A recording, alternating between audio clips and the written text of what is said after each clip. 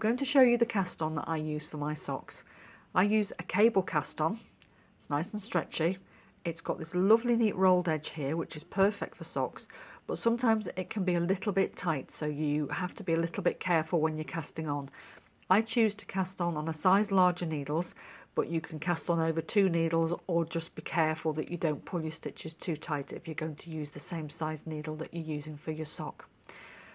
I always cast on double pointed needles and work the first 2 rows before joining into the round, and that makes it much less likely that I'm going to twist my stitches when I do join them into the round. It does leave a little gap here. You can see it's only a very small gap, and you've got to weave this end in anyway, so it's very easy just to fix that gap once your sock is finished, and then nobody will ever know that it was there. So let's get started. We need to begin by making a slip knot. I do this by folding the yarn over itself and pushing the working end of the yarn through the loop and then pulling it. This gives you a loop that you can adjust when you put it on the needle just by pulling the working yarn, and it makes it to the right size for the first stitch. To make the next stitch, you put your needle into this loop, wind the yarn around as if you were going to knit, but instead of sliding the stitch off the needle, you pull it out into a bigger loop and put it over the end of your first needle. You make the next stitch by going in between both of the loops, winding the yarn around and pulling it through. And that's it. That's all you need to know to create a cable cast on. And you just need to repeat this until you've got the right number of stitches for your sock. And you can see that the rolled edge is starting to appear here already, and this will give you your nice sturdy stretchy cast on ready for your sock.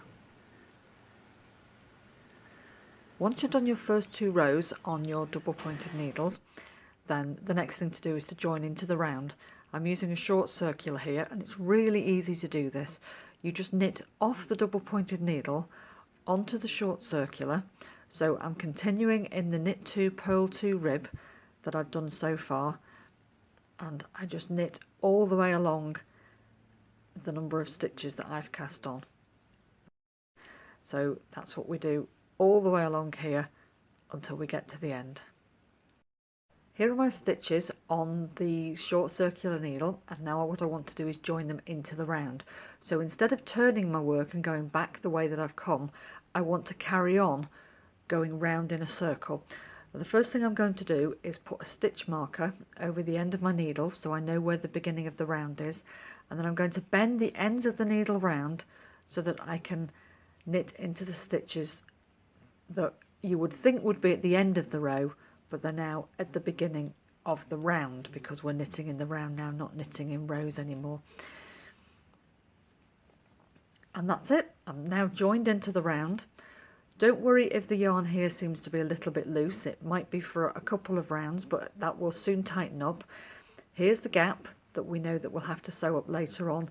And you might also find that your rib is a little bit tight on your needle, depending on what size of short circular you're using. Don't worry about that either, because as soon as you start to get to the leg part of your sock, then it will all loosen up and it will become much more comfortable in your hands.